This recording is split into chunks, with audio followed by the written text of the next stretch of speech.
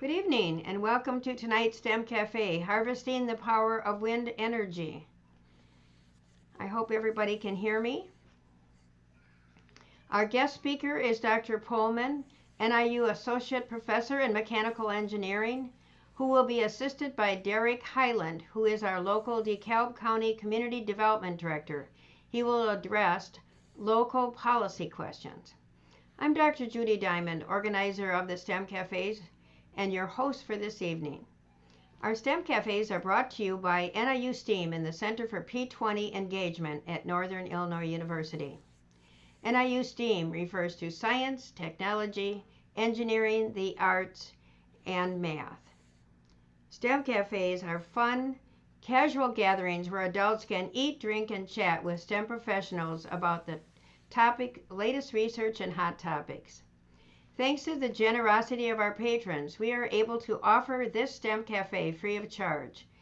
Please consider making a donation so we can continue to provide engaging programs like this one. We want our STEM Cafes to be available to everyone, so we are not charging for registration. Any donation is appreciated, small or large. The link to donate is go.niu.edu/Give NIU STEAM. We usually hold our STEM Cafes in restaurants and look forward to getting back to the restaurants. Tonight you will need to provide your own favorite snacks, drinks, and carryouts. But in the meantime, one of our partner restaurants, Fatty's Pub and Grill in DeKalb, is offering a 10% discount to anyone who mentions that they attended the cafe tonight. For those of you that have not attended our STEM Cafes, our format for this evening is as follows. Our speakers will talk for approximately an hour. During the talk and following the talk, you can send in your questions and comments. We know there are many experts in the audience as well, so often our attendees add to the discussions with their comments and insight.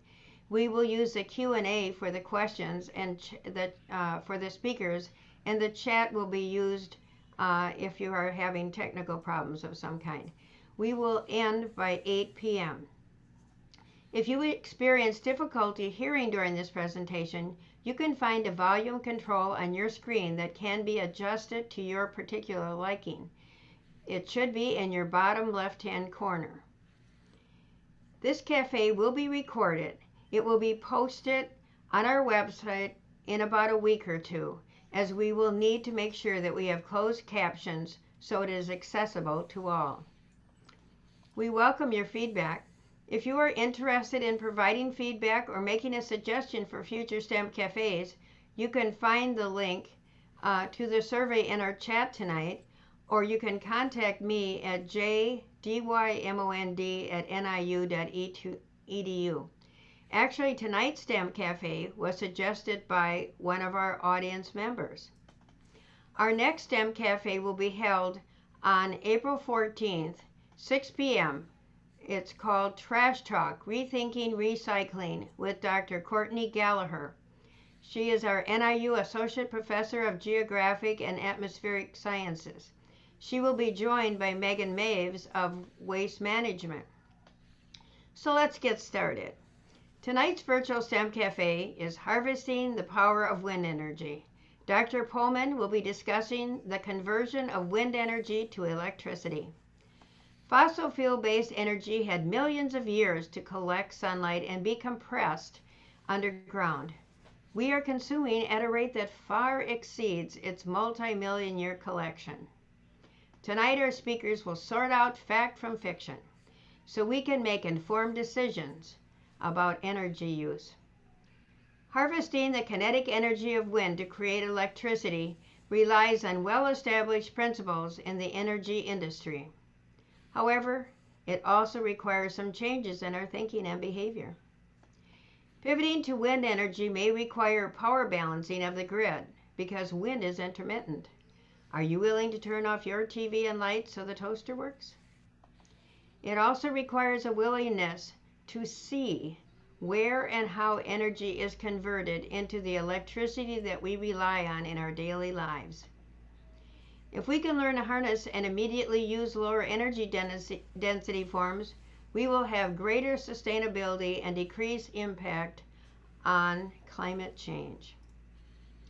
I'm pleased to introduce Dr. Nicholas Pullman, who is Associate Professor in the Department of Mechanical Engineering at Northern Illinois University. He holds a PhD in Mechanical Engineering from Northwestern University and an SM degree in Aeronautics and Astronautics from Massachusetts Institute of Technology, or MIT, and a BS degree in Mechanical Engineering from the University of Dayton. Dr. Pullman has been researching flow of granular materials for nearly 20 years. Recently, he has focused his research to studying handling practices of biomass materials as an alternative energy source. He is researching how biomass relates to other alternative and renewable energy harvesting forms, such as wind and solar. We also welcome Derek Hyland, the Director of Community Development for DeKalb County, who will join Dr. Pullman to address questions related to growth, zoning, and land use changes in the county. Derek implements the wind ordinance approved by DeKalb County Board in 2018. Dr. Pullman, would you like to begin? Certainly. Pull up my slideshow. All right. Well, thanks everybody for joining us tonight. I wanted to make sure that Roz is taking care of making it so that people can see me and get those things figured out. So harvesting the power of wind, what we want to talk about is this trend that we've been watching for the past decade. I'm watching the rise of both the billions of kilowatt hours of energy that's being produced by wind and how that's increasing and becoming a larger percentage of the total of electricity that we're generating in the United States. What's interesting is that when we talk about wind, people can see it firsthand what's happening. And so this is a picture provided by my father-in-law who lives in Sterling, Illinois, of watching the trains roll through Sterling and estimating the overall length of about 135 feet of these wind turbine blades and trying to get a sense of watching these travel down through the roads. Anybody that lives in DeKalb knows that these rail cars are going to move through the center of town at some point, particularly when you're trying to get to class on time because you're running late for other things. What we want to talk about today is a brief introduction, talk about what energy and who we are as speakers, myself and Derek. We'll play around a little bit with the science of fluid dynamics, and then what are all the pieces that are within the wind turbine itself, and then we'll bring it to the perspective of policy. And that's why I wanted to invite Derek along for our conversation. And then where are those next innovations that are going to make wind energy a possibility for folks in the future? So Judy provided a sufficient introduction, at least professionally for me. My wife asked that I provide a better picture than the one that showed me beardless prior to the COVID beard. And so she wanted to make sure that it was updated. I did grow up in a small town in Northwest Ohio. This is a little hamlet called Venedocia that had a small population of 160 folks. Up here, just northwest of town, is where my parents' homestead was, where my brother is now the primary operator of the farm, and continue to visit there as frequently as we can. What happens is I've been participating in grain harvests, and what I like to joke about is when people talk about green energy, I've been doing green energy since the age of 9 years old. And per my father's favorite color tractor, I have all the green bona fides before corn was ever a biodiesel or a biofuel at all. Judy already talked about my pathway for education from the University of Dayton, where it was dealing with moving heat in this thermosiphon cooler. Played around with GPS when I was at MIT, and then started getting into things for granular flows at Northwestern, which brought me to NIU, where I've been here for the past now 13 years. Sorry, I had to do the mental math.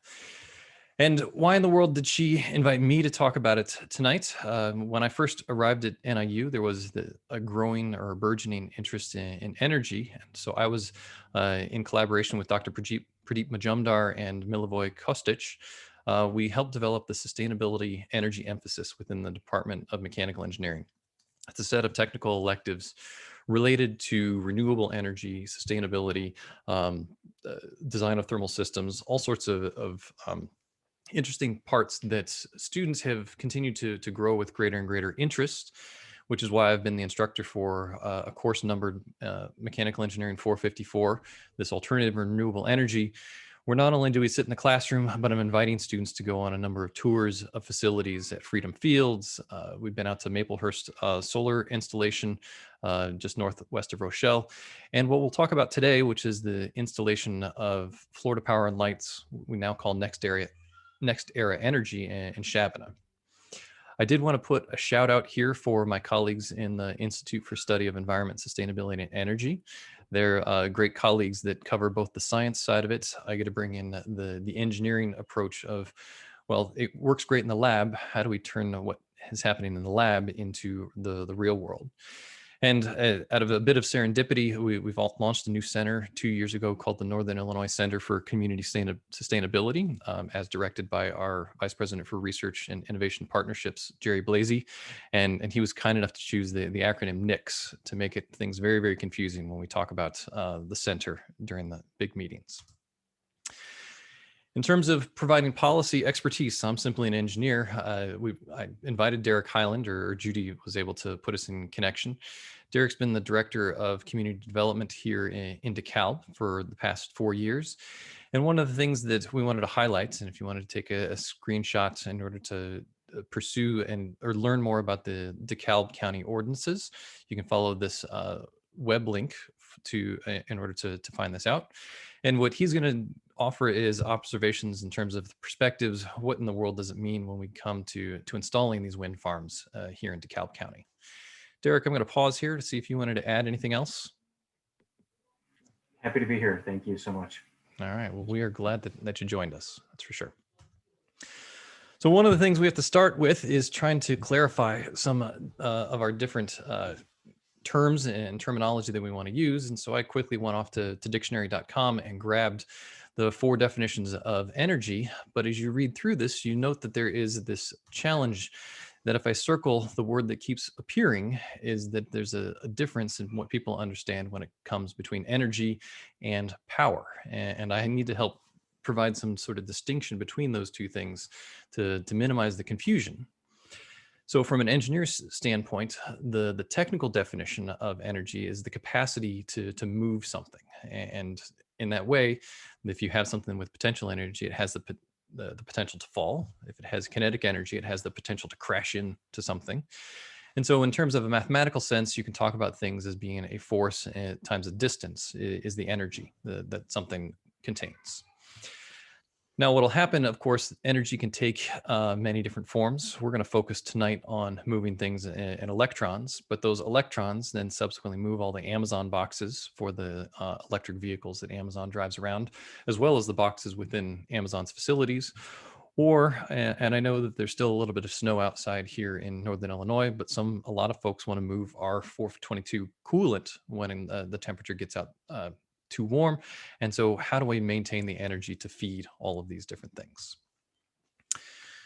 So when we look at energy, it has some great benefits for us. The fact that energy is something that transmits over long distances, and we can put quotes around the word distance, whether we're talking about the radiation from the sun that's 93 million miles away, or the energy that an electron has relative to its nucleus, something that's only 53 picometers in distance. Either one of them is still some sort of stored energy.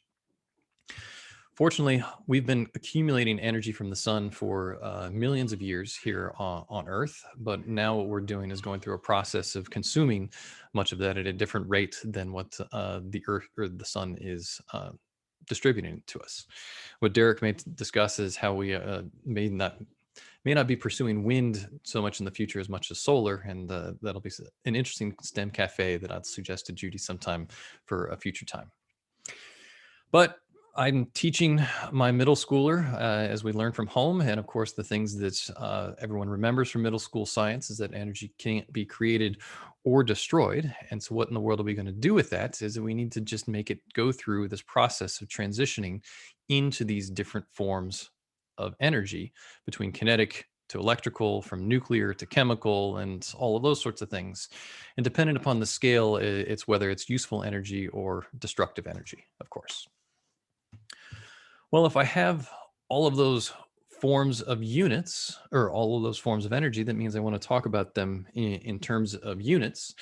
And so many of the ways that we as engineers talk about it are the things that feel like torque. What causes an object to turn in some way, shape, or form? It's a force that's going to multiply a distance, and depend upon if you're a student that wants to have efficient studying, then you try to keep things in SI units. But we prefer to insist on these things in America as being imperial units. And so we'll talk about the differences, or foot-pounds, of course.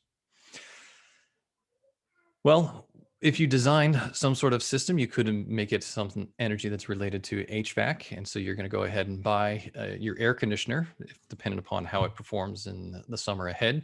And you're going to buy it by how many BTUs it produces. And so how does that BTU related to legacy? Well, it's how much do you get a temperature change per pound of water is the British thermal unit. Or, as I mentioned, my colleagues in the Institute for Study of Environment, Sustainability, and Energy, we could talk about it from a chemistry standpoint of a calorie.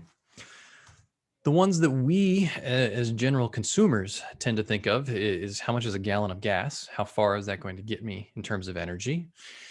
As I mentioned, there's a ton of coal from Wyoming that's going to pass through DeKalb at some point in time, in particular when you're in a rush and you can't get across the railroad tracks.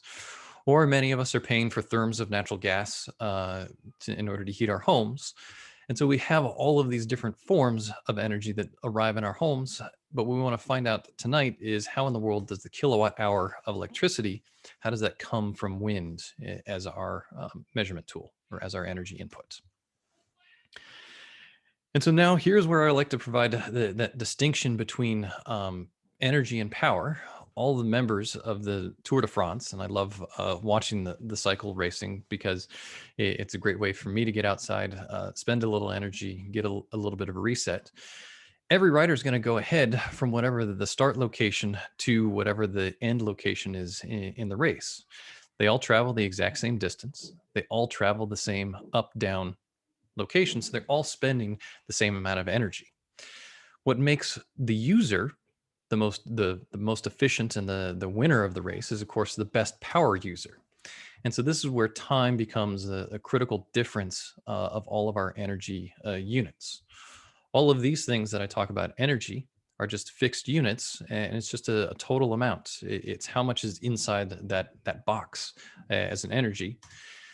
What we're looking at for power is how quickly are we draining that? And the question always becomes, well, when do we need the electricity in order to drive the number of kilowatt hours that we consume? And the answer I always get from folks is that I need that energy right now. And so therefore, I'm going to toss it to you as my audience to let you play and identify for us, what is the last object that you plugged in? And I cheated and I took the first one that I knew everyone was going to answer in terms of their phone charger. But I want you to think back over the past day, the past week, the past month. What's the piece that you have plugged in most recently? Now, if you are a new user to Zoom, what I'll suggest is that you can go to the top of your screen and you'll see that there's the green box indicating you're viewing my screen. Go to the pull down option for viewing options, and you want to select annotate as a mechanism in order to engage with this. And so select text, or if you want to draw on it, you're welcome to draw if you feel like you can use a stylus to write it out more effectively. But I want to turn it over to you, and I want you to see if you can populate what's the last object that you as the audience plugged in, so that we can get a sense of what are the things that we've gone ahead and used.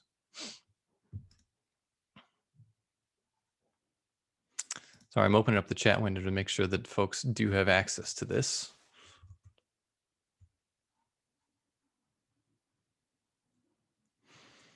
Oh, it looks like we're filling the chat window instead of... And that's fine. We can go ahead. I'll read through the chat.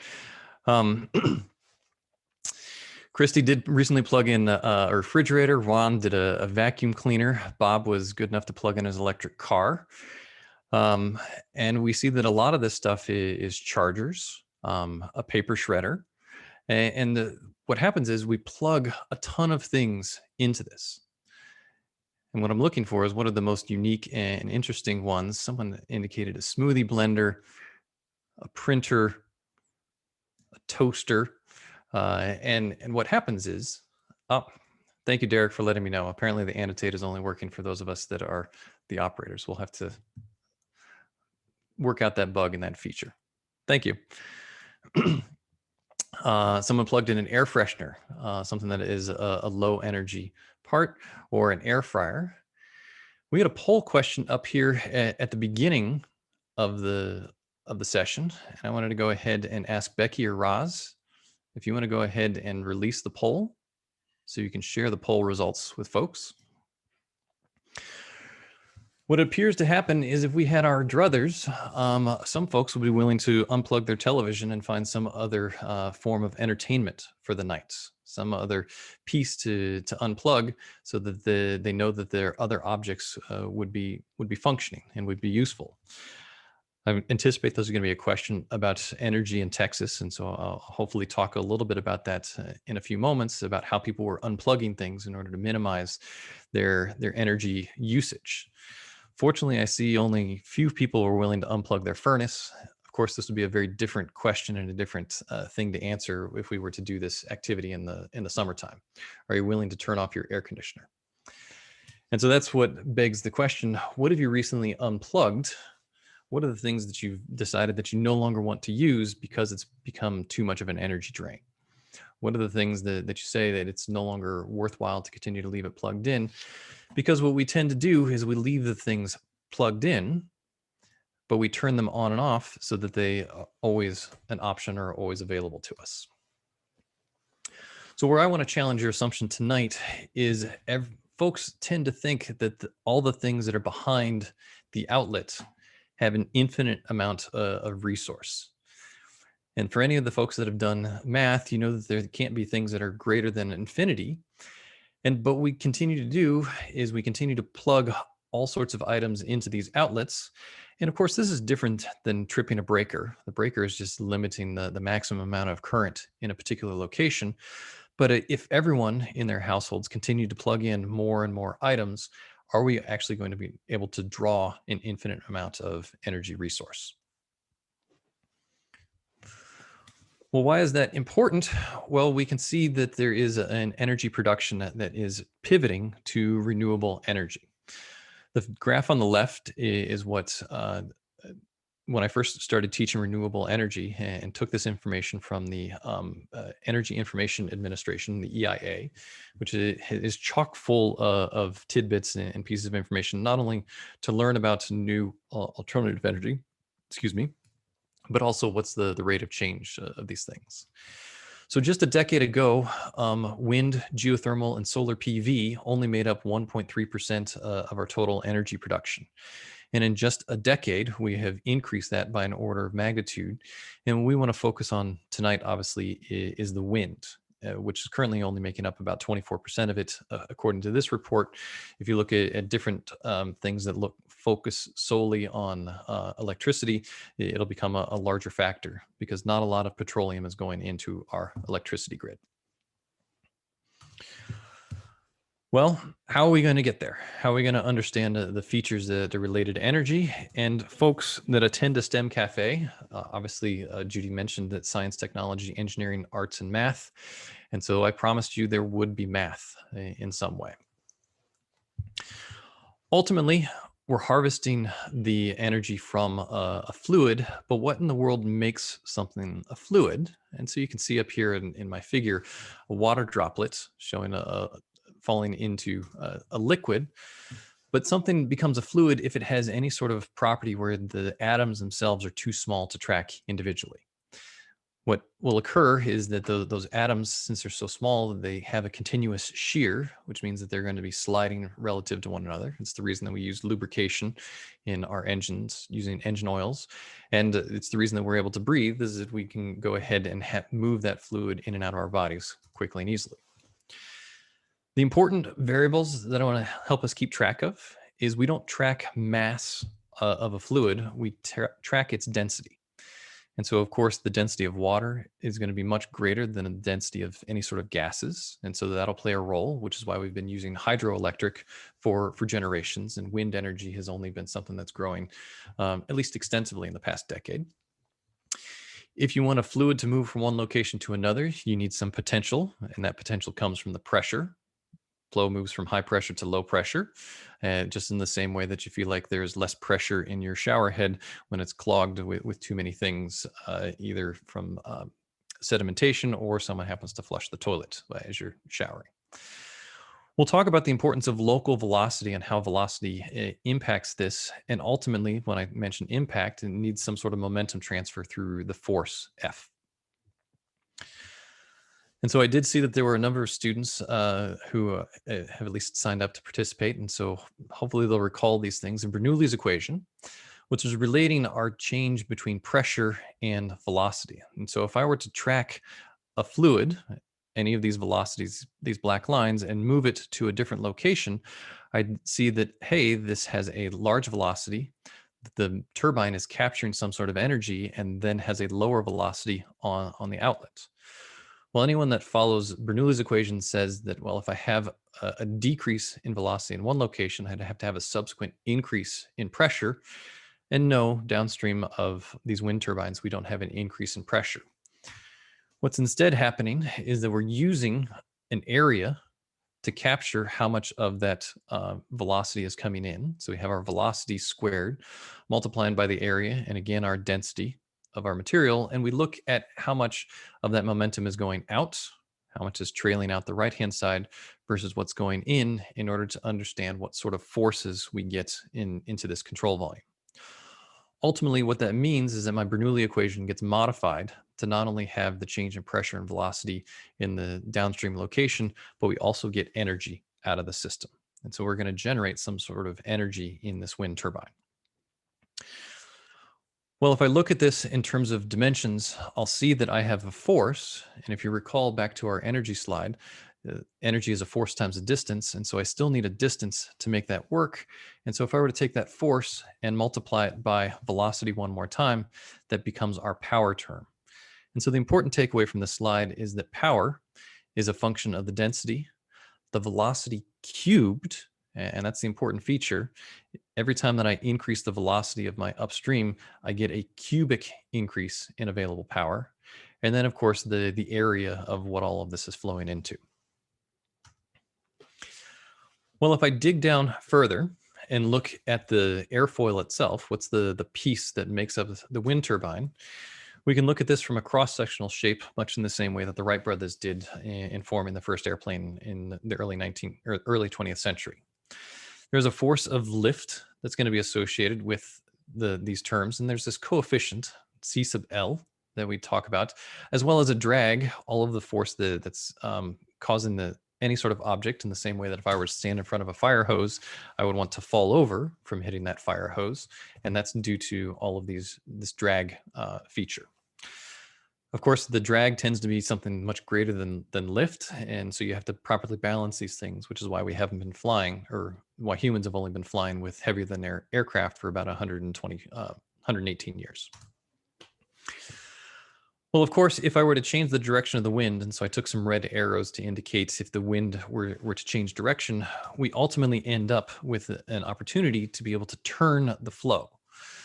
The green fluid is going to go around a turbine, and that lift and drag forces are going to cause some sort of rotation in our wind turbine the production. And ultimately, the goal is to maximize the amount of lift while minimizing the amount of drag. Well, how in the world do we do that? Is that we take this airfoil shape and we can look at it from a modeling standpoint or test it empirically. So we can change the local velocity to know that the further out you go, it's going to have a higher velocity, but you still have a constant rotation rate.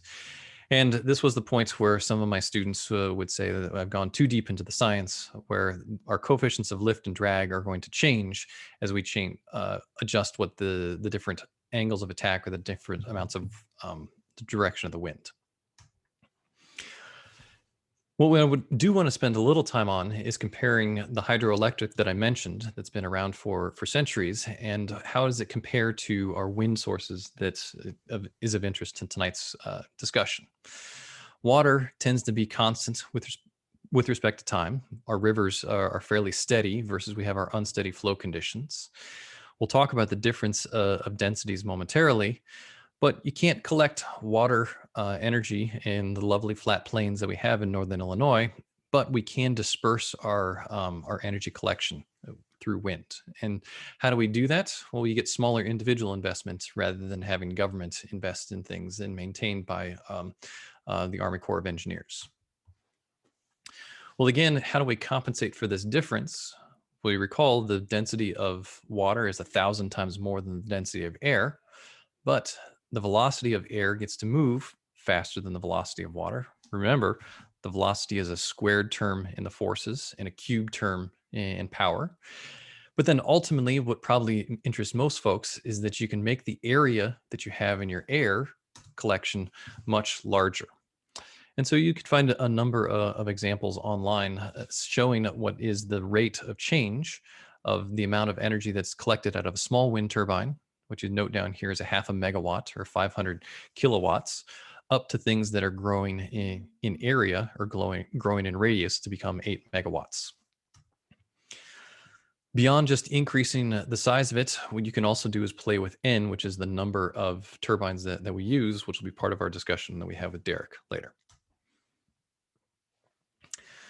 Well, if we get through the science of it, then what are all the pieces inside that make up the wind turbine itself?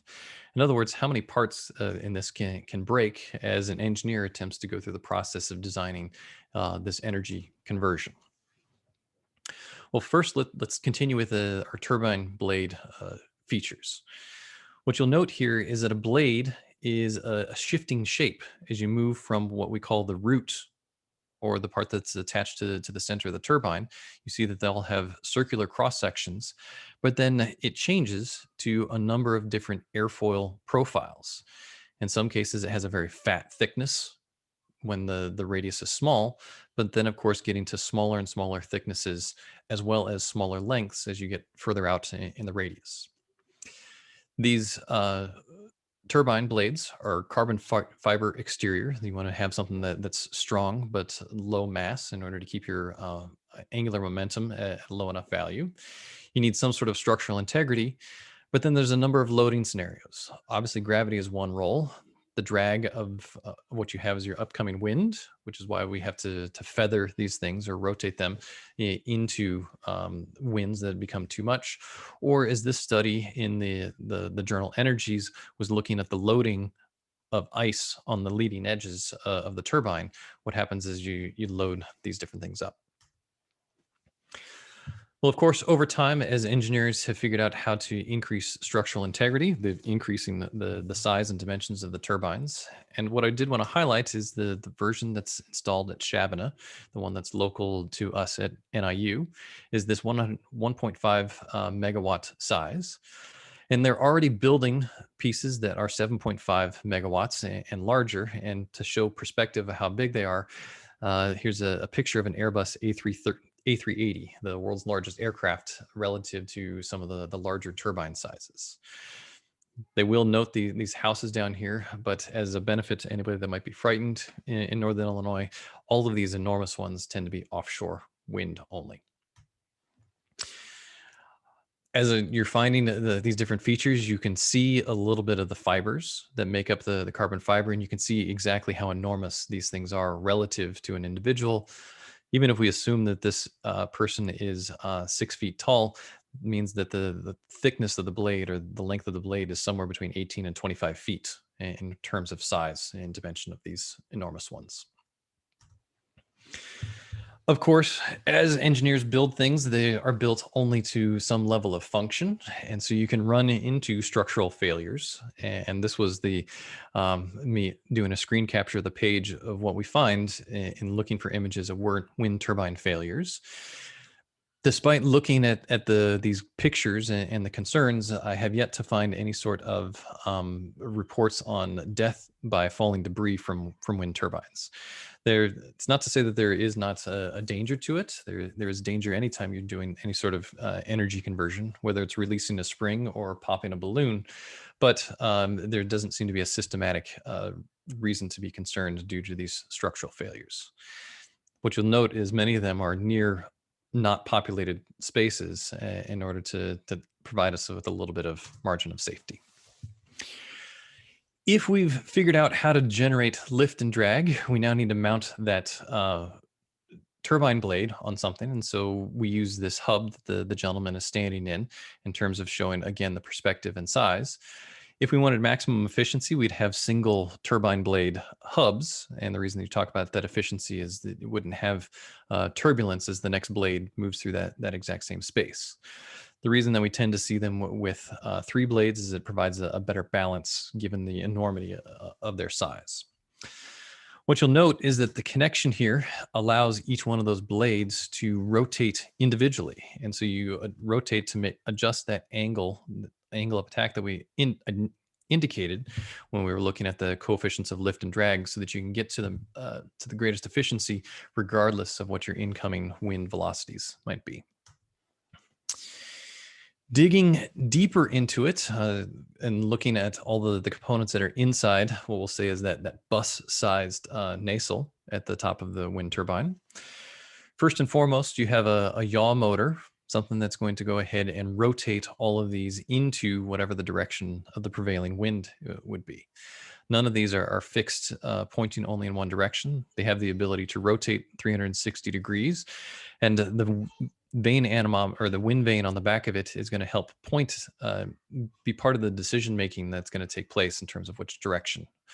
Ultimately, you don't have free rotation. There is a fixed wire, so it'll rotate. Chatting with the folks from NextEra Energy, it rotates about 2 times around before it has to reset back to a 0 location. You'll note that the wind turbines seem to be moving very slowly. And the reason that they are moving slowly is that you have a gearbox that is then going to increase the rotation rates, dump it into this genset or generator, so that you can be at the peak efficiency of that generator. But of course, if our wind direction magnitude is going to change, recall that our power is the velocity cubed. And so any change in wind velocity is going to be a cubic change in power. You do have a brake in order to manage the velocities, to not overspin the generator, or also to stop the rotor blades in case you are in some high wind conditions. Just like your vehicle, anything that has parts that are interfacing, you need lubrication on them, you need maintenance on them, you'll have to change out the security lights. And so chatting with the technicians, I believe it's 164 steps up each one of the turbine blades at NextEra Energy, and they know exactly how many steps it takes to get up there. Now, I imagine much of the interest tonight could be a question of, well, isn't wind energy what caused the difficulties in Texas a couple of weeks ago? If you dig into some of the reporting, you do find that there are options for the wind energy in Texas. And much like you can have an option of a DVD player or a sunroof in your car, we have wind turbines that have operated in cold climates in Illinois without any sort of issue for years. They were doing a probability check to figure out the cost benefit analysis of whether they wanted to invest in this or not. So what occurred for them is that they had a lot of renewable energy that was being produced. When those things froze and were no longer functional, the question became whether they could make up that power. And remember, energy and power are different things. When do we want the power? We want it right now. And they didn't have quite the capability to make that up with a coal-fired power plant or a nuclear power plant. And so that's where the energy shortage or the power shortage came into play. Ultimately, what this leads to is we now have these very large devices, and whether we want to consider these devices as being green energy, or whether we want to stand in the way and say, this is not something I want in my backyard. And so the acronym that you might hear is NIMBY, which means, of course, not in my backyard, which is why I wanted to make sure Derek was here to help me out for this. What I do want to spend some time in realizing now that if our Zoom capabilities don't have it for us to populate it, um, I wanted to folks to spend a moment here in the chat window, which I'm going to open up, and figure out what are the things that you think about that are the positive features versus what are the elements that you are worried about that are potential drawbacks. And so I want to go ahead and put these different things in to ask for right now.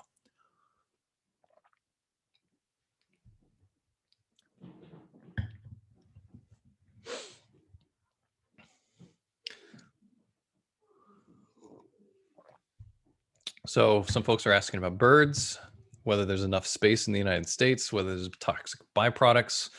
What do we do when there's no wind? In other words, what do you do for your power production? Because I want to have that energy.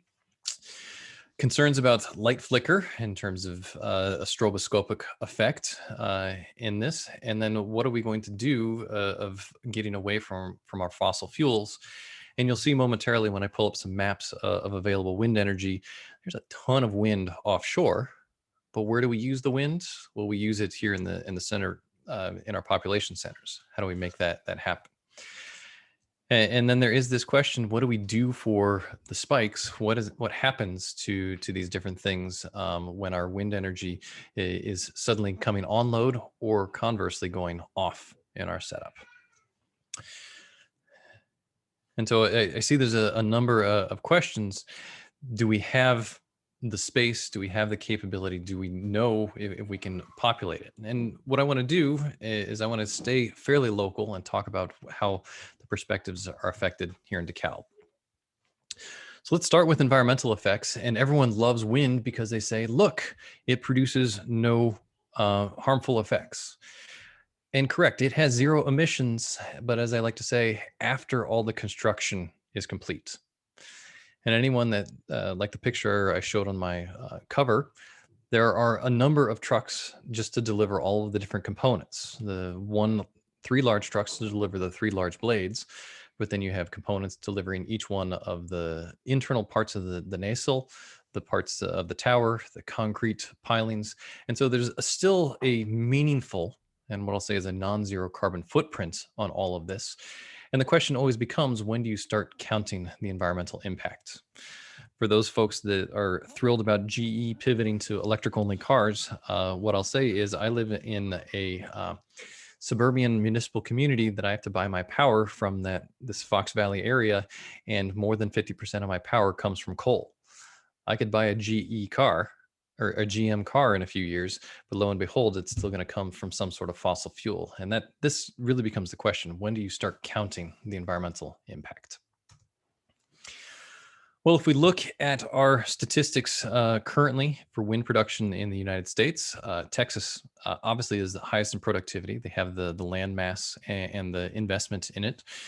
California is next due to having the mountains and the stuff coming in from the coast. But you notice in terms of the Midwest, Iowa leads us. And the reason that it leads us is we could look at the capacity. And so this is maps from the National Renewable Energy Lab, where you look at the average wind at a particular height above the surface, and you see Iowa has much bluer colors, much greater wind capacity, which is also why you see not a lot of wind being produced here in the southeast region. There's not a lot of beneficial onshore wind. What I do find fascinating is if you look out to the coasts, you see there is an enormous amount of offshore wind, which is interesting. When I was at MIT up here in Massachusetts, Nantucket was opposing, or Martha's Vineyard was opposing the offshore wind because of sightlines and concerns and whatnot. But if you look, that's where all the energy is. Just like as if we were pioneers looking for, hey, look, there's the gold. Let's go find it. Looking more narrowly at Illinois, if you want to spend any time on the Department of Energy's website, you can look at all the fun energy production that occurs in the state. You'll note that these black things are identifying coal mines. The green leaves are indicating biomass plants. Blue flame are natural gas facilities. The things that look like wind turbines are wind turbine production. And then the purple ones are the nuclear energy production. If I eliminate many of the fossil fuels and look at it from a renewables only standpoint, you see in Illinois has a number of wind plants or wind farms here in the northern region. The yellow things are these newer solar installations. If you look to the east, Indiana has a number of new solar, which hopefully Derek will talk a little bit about. But I also did keep the nuclear here as a comparison for what's going to be the bridge to getting to nuclear. Here in DeKalb, we have our one installation of a wind turbine facility. Florida Power and Light in 2009 put in 237 megawatts of production using 145 turbines. And you note that there's these smaller gray ones that allow you to identify the latitude and longitude of each individual one. Well, what I surreptitiously showed is that there's a nuclear power plant up here between Byron and in Oregon. That's called the Byron Nuclear Generation Plant from Exelon. And if we look at scale, 237 megawatts sounds like a lot, up until the point you start looking at nuclear, and it's an order of magnitude larger. So let's do a little bit of arithmetic. 2 pressurized water reactors at Byron does it in 1,700 acres to produce something that's an order of magnitude more than what the Florida Power and Light does in over 7,000 acres. In terms of perspective, there are 75,000 farmable acres in DeKalb County. And how do we show this kind of schematically? Well, there's the Byron site. I could only squeeze a portion of the number of acres that make up our 1/10 of energy at the Florida Power and Light near Shabana. You'll note that my scale down here of 1 mile is matching between the two maps in terms of the size between those two things. So the question becomes, and I wish I had the ability to build these poll questions more quickly, does DeKalb want 10 more facilities to kind of make up for the fact that Exelon is indicating they're going to shut down the Byron nuclear power plant? Or should we all instead just try to use less electricity? Of course, we hope it's the latter, but some people are still going to ask to generate our way out of this. And so at this point, I want to turn it over to Derek, who can provide a little bit of a history on our production in wind power in DeKalb and how it's moving forward at this point. Derek? Thanks, Nick. I really appreciate the opportunity to speak to all those in attendance today as well. As you can see on the screen, let me just back up a little bit. I'm Derek Island, and as mentioned when we started, I'm the Director of Community Development for DeKalb County Governments. I've been with the county for about 4 years, so a lot of what you see on the screen predates my arrival to the county. So it was kind of a fact-finding mission of what happened previous to my arrival. And so we take good notes at times at the county. And so what I've learned is the evolution of wind and solar to a newer degree is been around here since 2003. In 2003, a developer approached DeKalb County, and I believe at that time it was the Florida Power and Light Company, and they came forward and spoke to the county board and went through a special use process then. And we determined that at that time that this was a use that was allowable in our zoning district and our code. But in 2003, as you can see, they only provided and contemplated 77 towers. So you fast forward in 2003, then to 2008, nothing happened. And so the other element to this is when DeKalb County approves a special use for developments like this, there's a clock that starts ticking, and that clock that ticks says you need to begin construction within so many months. And unfortunately for that developer, the special use is expired. So in 2008, they started again having conversations with the county once more and decided that this is now the right time to do so. But they've intensified their use, their requests, and their ask, and brought back, as you've seen indicated here, by Nick, I think it was 240 or something along those lines. But in DeKalb County alone, because this kind of borders both DeKalb and Lee County, I said 240 and not 140. I think 119 towers were approved, but for some reason, only 114 were adopted. What's really unique about the process is that in 2003, when the special use came forward, we have to conduct public hearings. It's part of the state requirements for these land uses. And so the public hearing, as I understand, went without any fanfare, no concerns or considerations, and the county board at the time approved the developments. When it returned at a later date in 2008, I don't think anyone on staff or at the county was quite prepared and ready for what was kind of unfolding. And so if you'll just bear with me 1 second, I'll just kind of give you a quick synopsis and snapshot of how it played out. And so, you know, I also recall at that time being in college that in 2003, there weren't many developments around the state. And so then in 2009, I think people were starting to see the wind developments around the state of Illinois, and people were learning as quickly as they could about these types of developments. So when the developer came back, they had a completed submission back in January of 2009. In February, then about a month later, we attempted to conduct our first public hearing. So when we conduct the public hearing, we put a notice in the newspaper, notify surrounding properties to the locations of where these towers are going to go, and invite everyone to come and speak either for or against, or just to learn more. So the location we secured had a capacity of 400 people, or I'm sorry, 250 people. And on that date in February of 2009, we had to cancel the public hearing because over 400 people showed up. And so it was, I think, the first moment, as I understand from staff today, that they thought this might be bigger than we initially had contemplated. So as you can imagine, when you do so, you have to renotice, you have to republicize, you have to put another ad in the newspaper. And in this attempt, they secured a location that could accommodate 1,500 people. And approximately, as they understand and stated, about 800 people showed up. This public hearing started at 9 a.m. on a Saturday morning, and the hearing went all day and all night and into the next day, and concluded at 3:30 a.m. on Sunday morning. So again, these are moments in time where you want to make sure everyone's heard and you want to understand the concerns. And so the hearing officer that conducts these, I'm sure, was hearing a lot of similar information.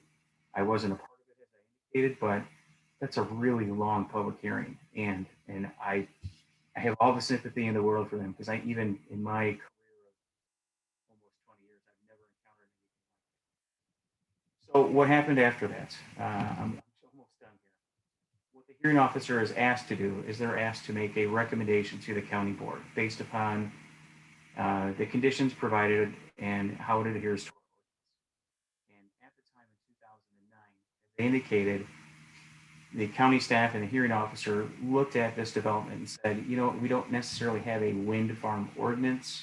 We really don't have an ordinance specific to that. We'll just describe this development as a special use. And with the special use, you can kind of negotiate those terms as they come forward. And so there wasn't a lot to go on, from my understanding. There wasn't precedent that had been set in the county to say, this is what we're learning from, this is how we need to proceed. So what the hearing officer did is they recommended denying the project. And with that denial, it went to our planning and zoning committee of the county board, who then recommends to the full county board. County board heard that and said, you know what, there's more information that needs to come out. The applicant said, I have answers to all the questions that have been raised. So the county board sent it back to another hearing. And this hearing then occurred back again. It was opened up on May 11th in 2009. So remember, we started in January. We canceled the hearing, we reposted a hearing, and now we're back into May of 2009. And this time, they broke the hearing up over 2 days, and went to a venue that held up to 1,000 people. On the first day, 200 people showed up, and that hearing went to from 9 a.m. to 4 p.m. And then they held it again on the second day, they came back that night from 7 p.m. till 10 p.m. It doesn't sound like anybody wanted to wait until 3 a.m. to conclude that one. But then they returned again then on Sunday for the second day from 9 a.m. till noon. And so they were trying to put all these elements and testimony in a more regimented fashion. So when I was hired in late 2016, I started hearing these stories. What happened after that public hearing is then it went through the process again. The hearing officer made a recommendation to approve it. The county board then ultimately approved it. And what they did approve occurred on, let's see, June 17th, 2009 with 36 conditions. I have all 36 conditions here that I won't read it to you all unless you're really interested, but it gets into property value guarantee. It gets into roadway district improvements. It gets into light intrusion and some of the things that if we had an ordinance at that time, we wouldn't have to determine all those elements and place it upon conditions or performance standards for this special use ordinance. So in June, the county board approved it. In July, our first building permit was issued. And then that was on the 13th. And then kind of tongue in cheek, July 22nd, 2009, the first lawsuit came out. So as you can imagine, when you have that many hours devoted to public hearing, there's going to be people that are going to be happy or unhappy with the decisions that the board makes. And to their credit, everyone seemed to try their best to try to minimize and mitigate the measurable or perceived health impacts, the measurable or perceived interference with TV signals, the birds and the bat kills. And so I'm sure they heard it all then. So I'll fast forward then to my time coming to DeKalb County in 2016. So I heard bits and pieces of this. And I was like, you really had a public hearing that went 20 plus hours? That's crazy. In 2018, we had another development come to DeKalb County.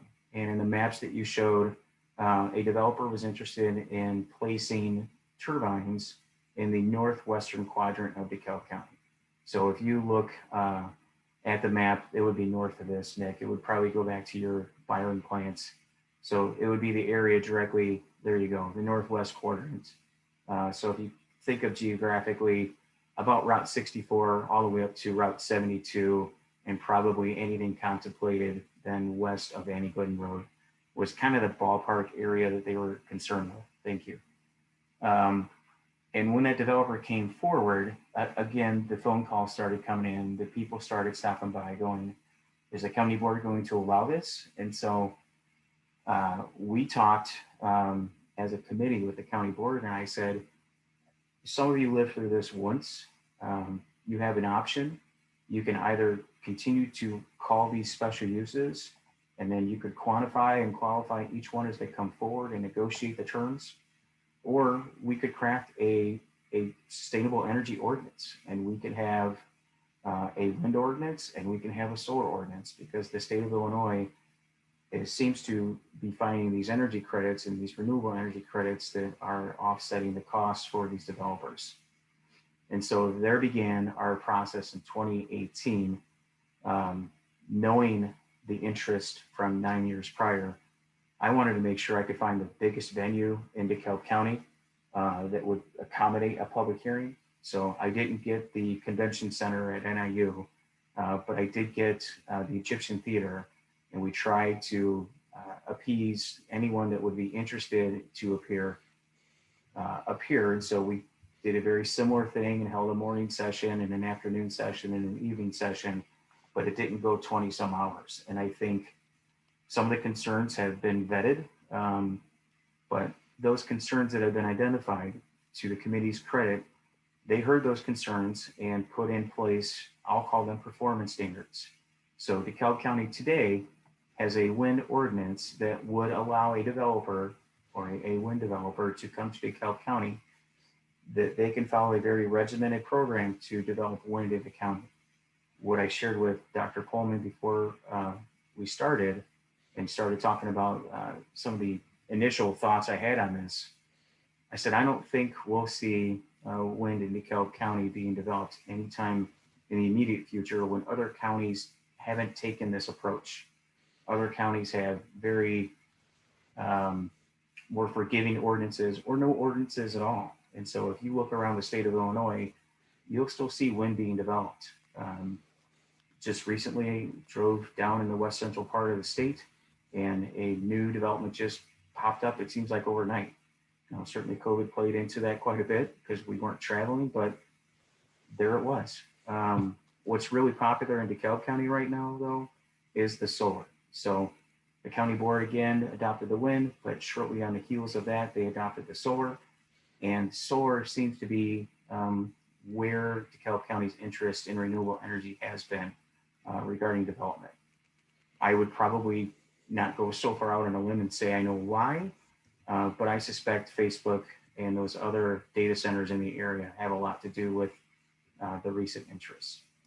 But from the perspective that we have with renewable energy, it seems like if you ask somebody, do you support renewable energy? Do you support green energy? Nationally, people are going to say absolutely. Locally, people are going to say, maybe not. Not so much in my backyard. So I'll happily answer any questions you all have. Thanks, Derek, for providing that. I love the historical perspective of just things can be ignored for a little while, but then they become urgent and present as that multi-day public session, of course, turned into. I think the important part that I love to hear about DeKalb is that they're clearly defining what these ordinances are well in advance, so that it's not the wild, wild north. So what in the world is doing all of it? Folks were concerned about, who owns the vista of the view from a beachfront property. And we've talked about the offshore wind has a lot more opportunity. There is this shadow flicker, and yeah, you could do things and say, well, look, it's not a big deal. But if you're in your kitchen and you see this on a perpetual basis, what sort of annoyance and problem is it going to provide for you? Derek did mention the concern about birds and bats. And so I had to look up the information on U.S. Fish and Wildlife Service. And yes, wind turbines do kill birds at about 250,000 per year. But for those folks that are really concerned about birds, I don't believe that there's going to be a lobby that's going to oppose cats as homeowners or anything like that as friends. That is 2 orders of magnitude larger than this. So if there is a concern about birds, it is fairly minor unless we want to stop driving our vehicles around or stop building tall buildings in some way.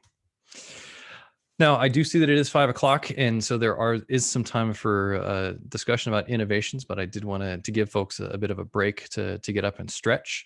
I do have some opportunity that I could try to answer many of these features when it comes to innovations, but I want to make sure I jump to the end of this in order to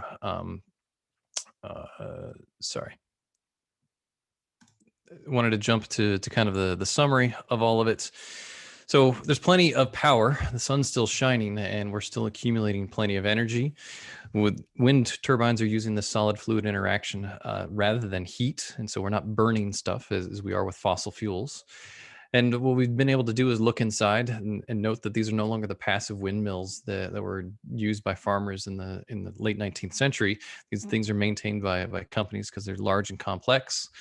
Derek indicated for us that all of this plays into policy and persuasion, and it becomes a very different when we're seeing the energy have that conversion occur directly. If there are folks that have questions, we can talk about some of those innovations of things that are moving forward. But ultimately, in summary, wind is growing. There's a ton of it that's feeding into the renewables. I know that another part of it talked about it being 24%. It's fascinating. Even the same organization can have different reporting pieces depending upon how they're looking at the data. And so the wind is small, but growing. And ultimately, what are we going to do is we want to maintain a flat consumption. And conveniently, we're eliminating coal, the piece that is the primary polluter, but right now we're substituting it with the fossil fuel of natural gas. Ultimately, we want to be able to get to renewable resources. And why do we want to do that? Well, you saw the picture of me with the beard. Well, this is because we want to do it for the next generation, both in pursuit of innovation as well as giving them a healthy world that has a sustainable future for it. And so if you can help my kids and hopefully what will be future grandkids to make that happen. So wind is huge. It's a locally available resource that's keeping our power on. but it's going through continuous improvement through these modifications. And what it does, it allows to keep all of our electronics humming along, so that those of you who may have missed dinner and need to reheat it in the microwave can go ahead and fire it up, because you're going to go ahead and plug it in and get it working. So I'll turn it back over to Judy at this point in time to let her give a little bit of a break and make a plan for the Q&A time. Thank you, Nick, and thank you, Derek, for a great presentation. Let me just lost my screen here. I'm sorry. So we're going to give you a few minutes to refresh your drinks, as Nick said, and to write in a few questions or comments. Some of you may want to ask your questions directly of the speaker. We have never done this at a virtual STEM Cafe before, but tonight we're going to try to give it a bit of a try for a short time to see if it works. So you will need to raise your hand. After you ask your question, your mic will be turned off. So we'll try that for a short while and see if that works. Because we don't know if it works unless we try, right? So we thought we'd give it a shot tonight, because one of our attendees asked in an email to me whether we could give it a shot. And while we are waiting, I want to remind you of our next STEM Cafe called Trash Talk, Rethinking Recycling. It's going to be April 14th with Dr. Courtney Gallagher of NIU. She will be our speaker, and she will be joined by Megan Maves of Waste Management, who will answer specific recycling questions. We recently held a teen cafe last Sunday, and our next teen cafe will be May 9th, in case you know some teens that might be interested. If you know of any teens who would like to attend or to join our team of teen STEM Cafe leaders, please ask them to contact me at jdiamond@niu.edu, and I will send them the link for registering. Our next teen STEM cafes by the way, our teen cafes are in partnership with DeKalb Public Library, and students can develop leadership skills and manage the event.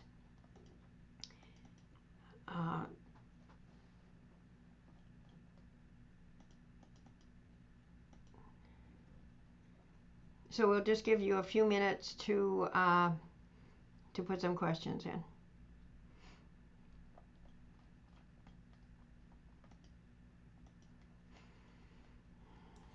I'll step away momentarily. Judy, I'll be right back. Okay? Okay.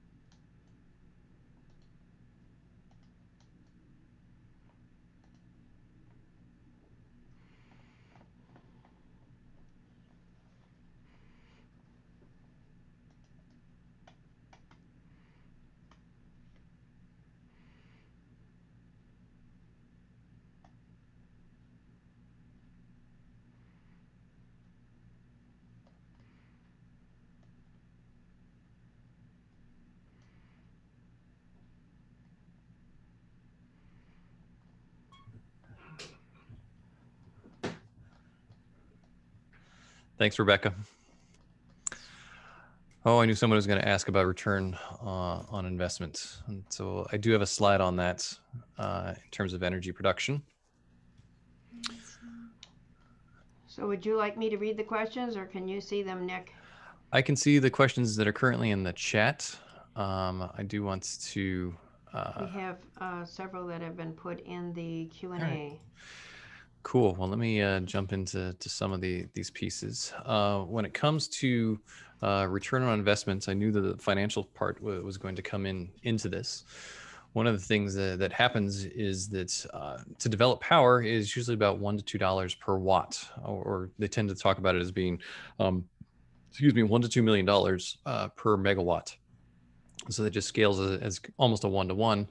And so if we did a little bit of arithmetic and said that, a 2 megawatt turbine is going to cost $3 million, I just hit the midpoint of this. Of course, the wind turbine only works not 100% of the time. And so let's put a distribution that it gets maximum energy, a third of it, zero energy, a different third, and then finally 50% effective, the remaining third, generating a total of 24 megawatts of energy during that day. Now, here's the important part of it is what is your electricity cost? And everybody that is an electricity consumer wants it to sit at this 0.08 dollars per kilowatt hour. And so that means that the wind energy companies are only going to make about $1,900 a day in terms of what they would produce, versus what wind should actually cost is about 12.5 cents per kilowatt hour. And so if we use the lower cost, it's going to take them about just over 4 years to get just the return on capital investments. Obviously, things get longer if we incorporate any sort of failures or the operational elements. So from kind of a planning standpoint, you'd want to say that it's going to happen in about 5 to 6 years' time. But solar, in terms of its ROI, currently is about 7 to 9 years. All of this, of course, assumes that there are no subsidies or incentives on all of it. Judy, you want to go ahead and ask the next question? I will. Let's take a look at this first one that came in. I don't know if you talked about it. This person, Bob, said that his wife recently told him about an article she saw about some different wind device other than the big blades that you were showing. And what are those and how do those work? So if we look at, there are things that are obviously vertical axis wind turbines. There are some new passive ones that they're trying to mount on building tops. And I don't have an image readily available. I attended my Division of Fluid Dynamics conference back in November, and they were talking about basically using the pressure difference to essentially it creates a bladder that is moving, and it moves at a much higher frequency. Of course, the motion is substantially smaller than you get on these horizontal axis wind turbines. So you get high frequency, but low amplitude. And so you can still generate energy. It's not a ton, but it's a passive device that makes it work with very few moving components in it that'll generate some energy tools, and maybe you can make it as an incorporated part of building and architecture and those sorts of things. Thanks. All right. Thank you. When you were talking about unique things that people were turning on and off, the waffle iron is quite interesting. Anyway, Wes is asking, I have a large tower on my house that used to have a TV antenna. What are the barriers for installing a small home bladeless turbine? I'm going to have to turn that over to Derek as the policy expert. When he mentions barriers, I'm assuming you turned it over to me because it would be a building code question, but I would assume that much like TV towers, and I don't know where the gentleman lives, but you would want to check with your local jurisdictional authority, whether that's a community building department if they have one, or a zoning officer, someone along those lines, to ensure that whatever is affixed to that is first and foremost allowable by code. And then if so, is it permitted by right, or does it require a building permit? So for example, in DeKalb County, we do allow appurtenances that are associated with some elements to be affixed to the house. But if it's generating power, we haven't had anyone apply beyond just permits for solar. But if there was a fixed wind turbine, we would probably want to amend and modify our code to at least make sure that the building frame and structure has the ability to satisfy the wind loads, or at least the weight of it. So it seems like it's affixed to a standing antenna, but we would look at it. You know, I don't think we're opposed to anything at this point in time, but the first step I would do. Can we call it a research project and I can just climb up there and put it up? Absolutely. Okay. So we don't need a permit if it's research, right? Sure. No, I would do anything before anyone does anything with their property. It's always safest just to call and make sure it's an allowable use. Thank you. And here, Neil has a question. I have questions about whether county government is the right level of government to make land use decisions for essential energy production. While county and local governments may be suitable for some land use decisions, there are many of these decisions that we assign to other levels of government with special expertise at the technical analysis and weighing of interests that may need to be done. Would the gentleman from the Community Development Department care to comment? I'll give it a go. I think you said his name was Neil. Yes. Whether it's appropriate or not, I think the real challenge and concern for any public policy is with the electeds for each of those jurisdictions. So I'll do my best to answer, but ultimately the decisions that local governments are made are adopted by those that you elect into those positions.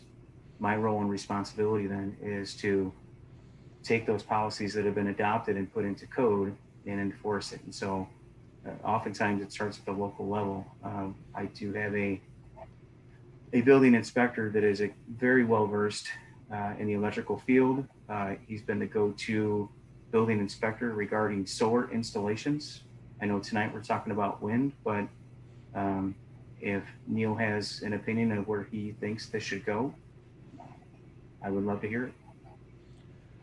And so I think the important thing that you're helping identify, Neil, is that even if we look at these maps, the reason that I always find it fascinating that these state level decisions, and in particular as we're dealing with state level decisions with regard to the pandemic, these state lines were drawn at this point more than 100 years ago. And do these state lines, I understand you have to define boundaries at some point in time, but what Neil is asking a very interesting question. How big should the oversight be? Is it at a state level? Is it at a county level? Or should it be at a local property owner level? And I think to Derek's point, who the right decision maker is depends upon those that are voting and those that are running for these offices that you trust with making those decisions. All right, the next one. Walker is asking, how do they install the blades after one gets damaged? So if we go to the picture that I showed of the of talking about when it's truly zero wind or zero energy, all of these turbine blades get to be moved as trucks. And what would happen is you see here a gantry type crane that's just unloading and doing storage. For another one, it would have to obviously bring out a craning system. And so what they'll do is they'll pick it up by the end of the wind turbine, so the long end of it, and they'll hold it by this end structure and essentially point the hub into a vertical orientation on it, and then they'll reinstall. And so that's what all of these components are different attachment bolts to the parts that are inside of the hub. And so any sort of damage it'd be like a building exterior damage. And at some points, when we visited NextEra Energy a couple of years ago as part of my class, they had a broken turbine blade that was sitting out there. And I said, well, have you repaired the turbine itself? And they said, no, we need to wait until we have a few more of them to make it financially justifiable to bring the crane out to do it for multiple sites.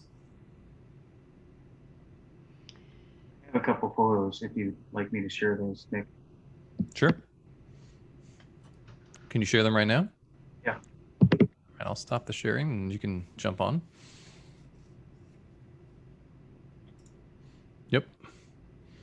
So that's picking up the entire hub that you see. And eventually they'll get one of the hubs up there, and then the other wind turbine that's, yep, then they attach the bottom one to it, and so you see the craning of attaching the entire hub. And as with any sort of replacement, it's kind of like, is it better to replace just the single turbine blade, or is there enough wear and tear on all three blades that it's worth replacing the entire hub on that mechanism?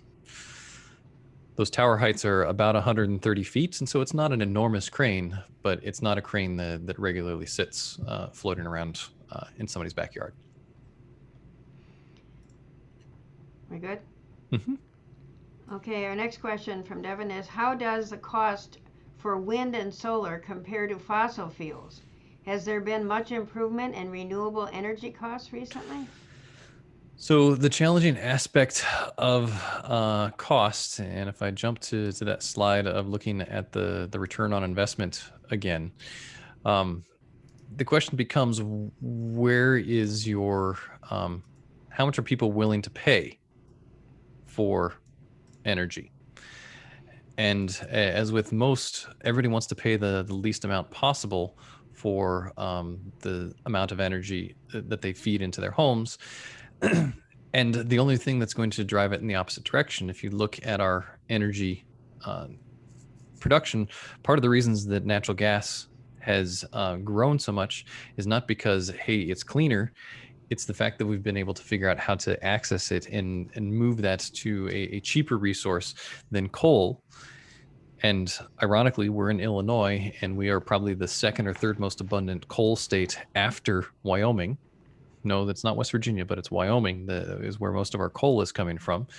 And the cheapness of, or the inexpensive nature of our fossil fuels of natural gas still keeps those things at 8 cents per kilowatt hour. If you've heard from Exelon is planning on closing down their Byron generation facility, or at least they've indicated that's going to happen because of the fact that they can't keep up with the low cost of these natural gas fuels. Part of it is getting to scale. Part of it is driving down production costs. And one of the pieces that, if there's time to talk about it, innovations that'll help drive it would be batteries that'll go ahead and modify the ability to store things, where we have a bunch of different options that battery companies are doing to innovate not only lithium-ion batteries for grid-based things, but what can happen in the home in order to make that cheaper. So it'll be another interesting question to dig into a little bit more. Thank you. And Bonnie has a question. We didn't discuss storage. We can't actually ask people to turn off their refrigerators. Wind and solar are intermittent producers, and they cannot work on the grid without storage.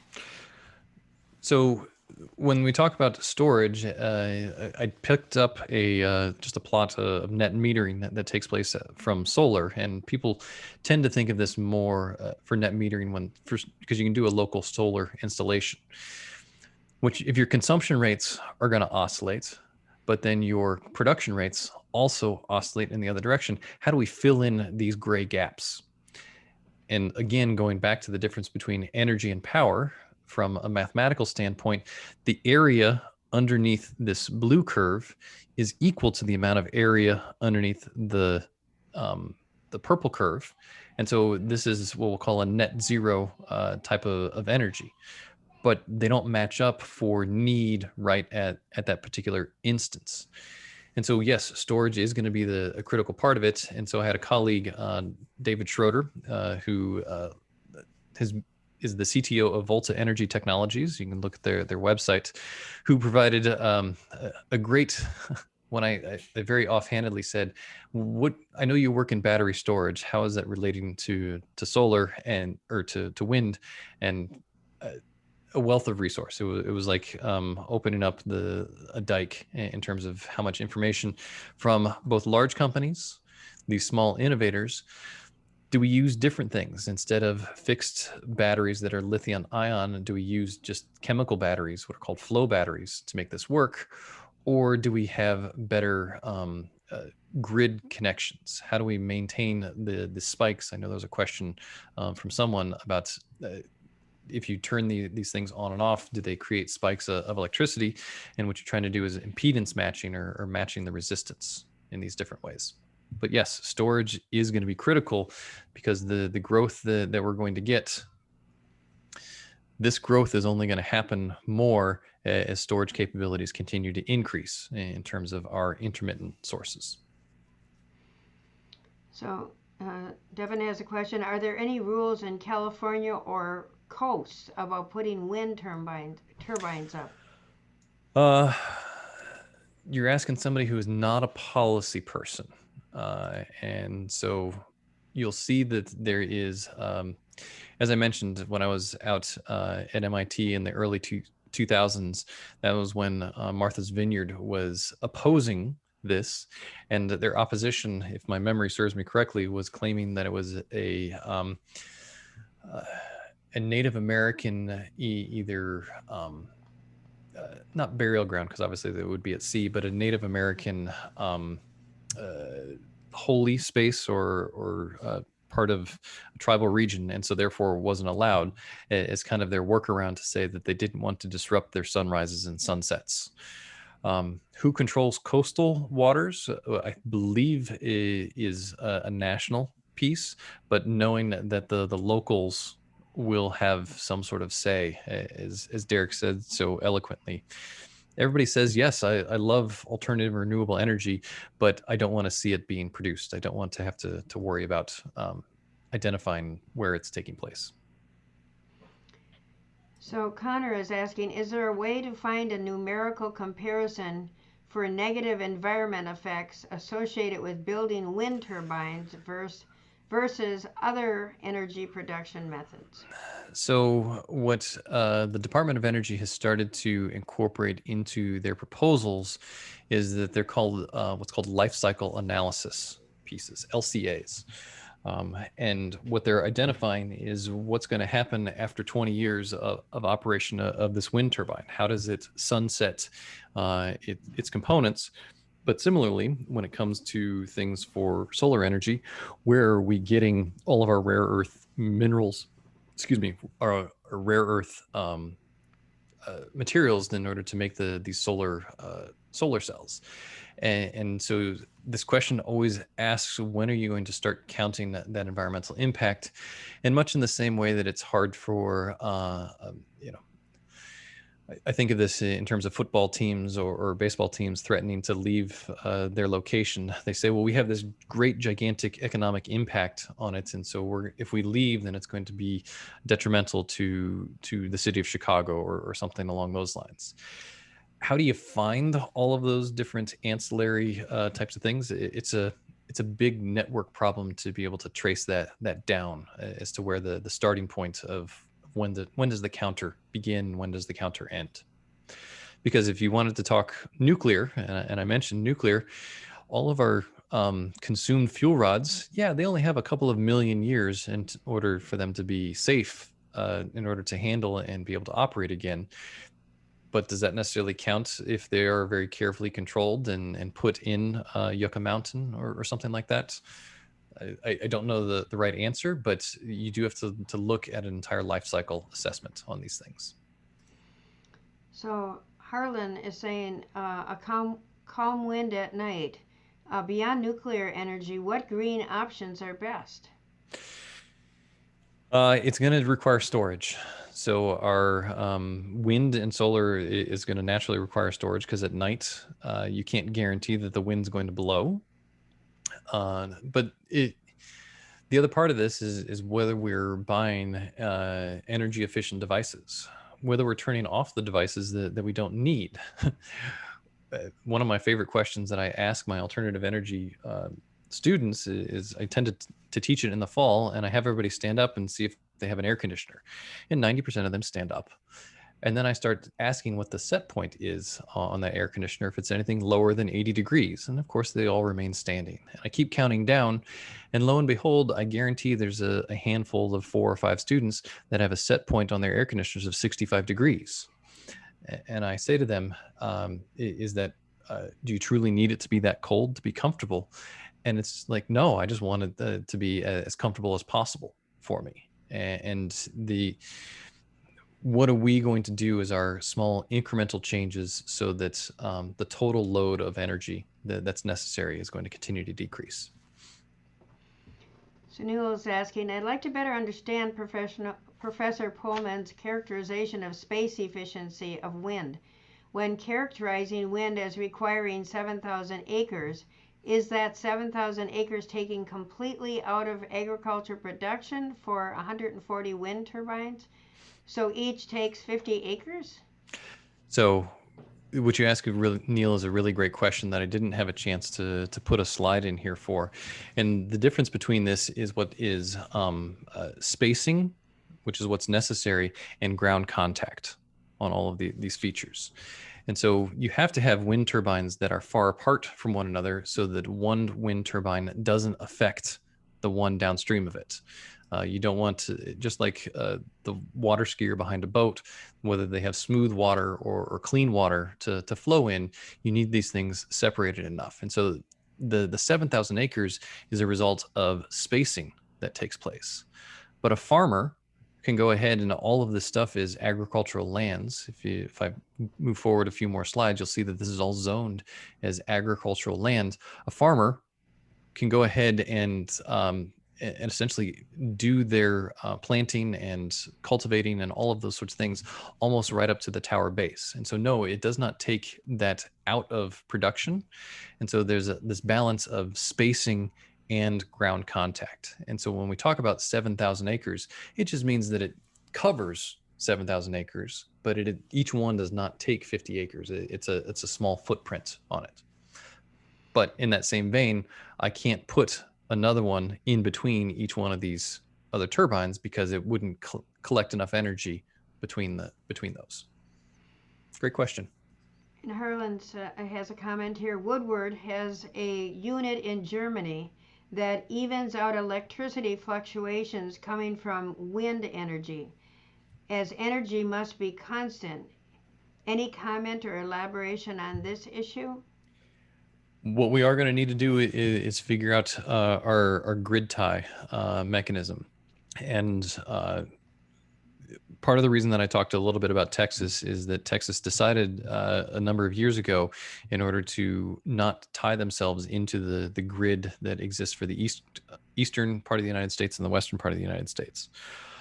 Ultimately, if we can figure out a more efficient transmission of things and have less transmission losses, then the grid will hopefully have enough what I'll say buffer in it in order to manage it. And so companies like Woodward and those that are wanting to innovate are going to need to find a way to adjust and redistribute so that the power gets to the destination, even if its production is in a dispersed array of locations. Here is a comment. All other energy production is subsidized by the government in various ways. Why should all of the cost of wind energy be charged to the wind generator when that is not the case for any other modality of electricity production? So please, Neil, note that what I did for that return on investment, it was an exercise explicitly identifying if someone were to want to build a power plant without incentives. There are certainly incentives that have been put in place, and as with any sort of administration that chooses to turn things on and off that have different opportunities, I would love it if all of our things were not. I love capitalism, but I also know the fact that this is a commodity that needs to be delivered as a resource that everyone should have access to. And the government is working, sometimes they're trying to tip the scales in order to help get something off the ground before it then turns into its own kind of self-sustaining mechanism. It'd be the same question as to why in the world we have not built any nuclear plants. And when I say built, we've commissioned 2 nuclear plants in the past 20 years, one of which started its construction in 1996. And the reason that we don't commission new ones is that there hasn't been any sort of subsidy in order to facilitate nuclear energy. As with all administrations, they pick and choose what they think is their best option for making their next voters happy so they win the next election. Here's a question. How often do the turbines catch fire? They're 130 feet up? They are 130 feet up in the air. There is fire concerns that can happen, but it's not enough of a frequency that I could find in terms of looking up the kind of safety data. And so if I look at the picture of when we talked about, oh, sorry, I went to the wrong view. Ooh, sorry. It's not, let me fix that momentarily. They broke that. So the pictures of the examples of failures does have examples of fires as being a concern.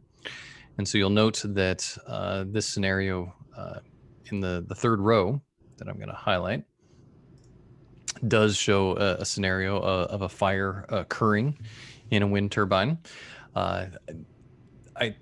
Again, this is more of an operational piece than research, and I don't have any good numbers to be able to quote you on it. Obviously, there could be numbers from the Department of Energy or from any of these wind manufacturers or turbine manufacturers that would indicate the safety of their operations. And Anna has a comment. There's a phenomenal set of papers on the valuation of view in one of the Carolinas about offshore wind turbines. Excellent. Anna, if you can go ahead and share a link in the chat or somewhere, that'd be great for other folks to be able to see. And here we have another question. Neil's asking, should we consider the future cost of decommissioning and either replacement or removal of big wind projects? Should the developer be required to escrow? Again, the question goes back to what are the ordinances that the local developer has to satisfy in this. And if the local developer looks and says, hey, I can produce something in DeKalb County, but there's nothing about sunsetting over in Lee County, I will go ahead and run over to that space in order to avoid the rules in that way. I do think it's important to think about what's end of life of all of these different features, whether it is the end of life of the nuclear plant or the end of life of solar. And you do have to consider the balance of, we have to harness the energy, we have to do a conversion somewhere, but this life cycle analysis of, is it going to operate for 20 years or is it going to fail after 18 and have to replace it? Or like our nuclear power plants, is it operating for, twice as long as what it was originally commissioned for? And Neil wanted to clarify something he asked earlier. We don't usually assign the task of pollution to control to local authorities. That mostly is done at the state and federal level, and that was why he asked that question. Right. And so Christy is asking, how susceptible are solar and wind energy production to terrorism and cyber threats? Not as much terrorism in terms of structural. So the benefit of wind is you see it's all disperse. And all you're doing is you might hit one wind turbine in some mechanism, versus if you look at solar facilities that are much more concentrated, or the thing that has razor wire around it is all of the nuclear facilities, or coal doesn't have, or coal plants don't have those issues. So the dispersedness of renewables is a benefit. The concern is if we are going to start to do grid tracking or grid control, and so all of these purple lines in here is the distribution lines. And if those distributions, the mechanisms for transferring those things were to be affected, then cybersecurity does become a bigger concern for our energy distribution. And by the way, Anna put the link on for the papers that she was mentioning, so on the chat. Thanks, so Anna. if anybody has to find it.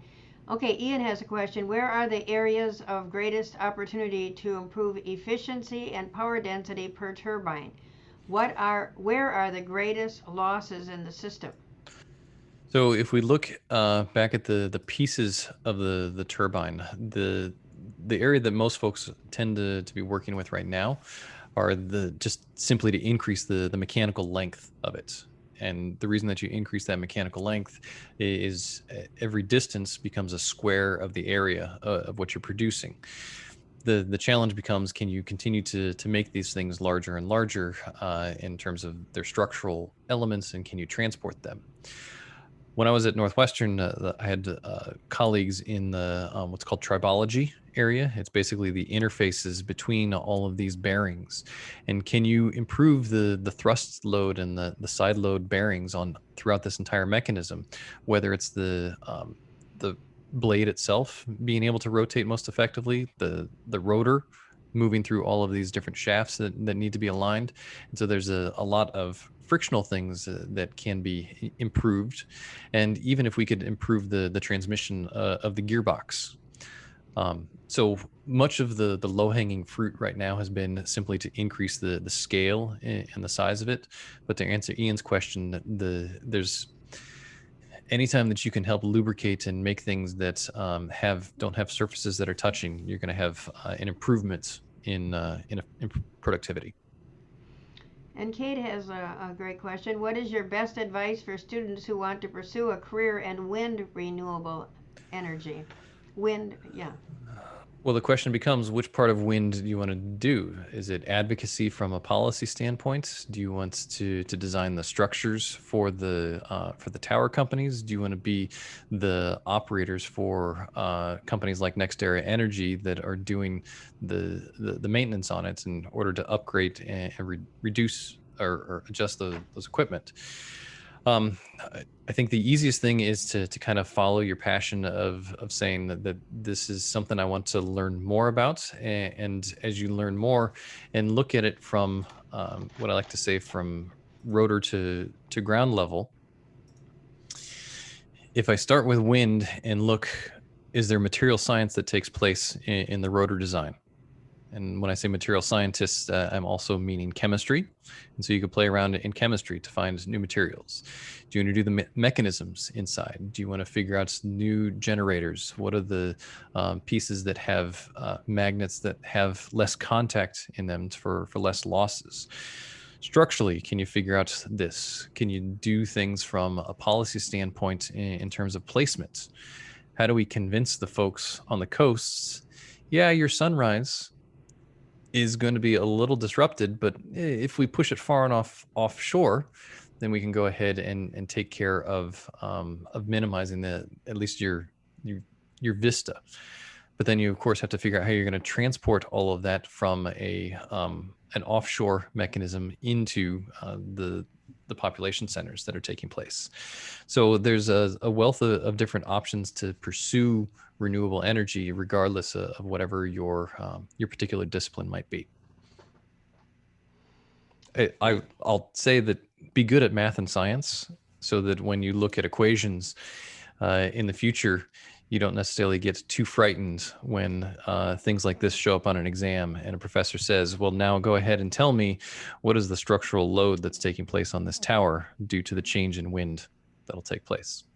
And I did see that there were a couple of my students from fluid mechanics that may or may not recognize this problem from an old exam. Thank you. And Christy is asking, a DeKalb resident that was against wind energy said that turbines contaminate the soil. Can you quantify this claim? I have no information to be able to quantify it. In terms of contaminating the soil, there obviously is going to be the structure that's built, the concrete that is going to be underground. And it's not exactly, an equivalent one for one in terms of height, but yes, there is stuff underneath. You obviously have the power lines that are also going to be buried below the ground. But I do not have any information to be able to quantify what the toxicity is of the different elements that they're using for structure or power grid connections. Okay, and welcome, Chase. Sorry that I called you Walker, but your father was one of the best speakers that we've had, so welcome to tonight.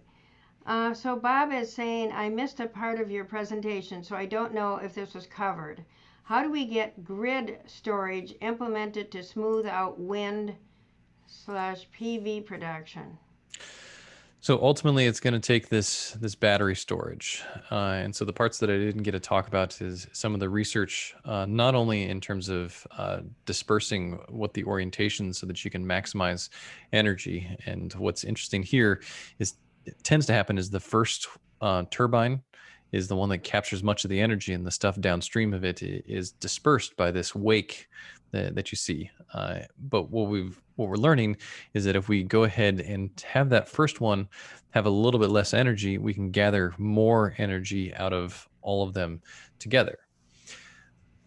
What we want to do is we want to follow this kind of net metering or grid tying, so that when the solar energy folks are collecting more energy during the daylight, can we offset the natural gas consumption that's being used?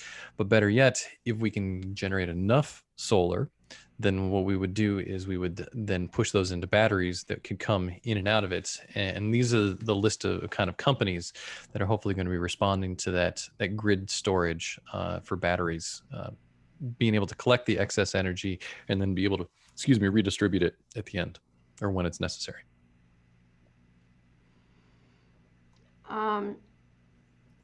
Here is a question. And what is the lifetime of a typical wind turbine installation? The proposed lifetime is usually 20 years.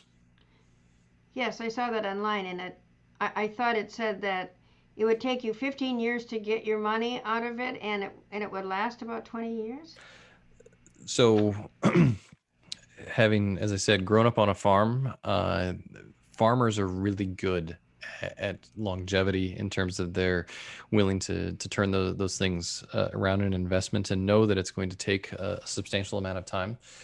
My very simple economics piece that I showed is without any sort of operational costs, you would get the return on the capital investment in about 4 or 5 years time. But again, that depends upon the electricity still being really cheap from fossil fuels. If fossil fuels eventually run out and their price point increases, then it shortens that return on investment. It's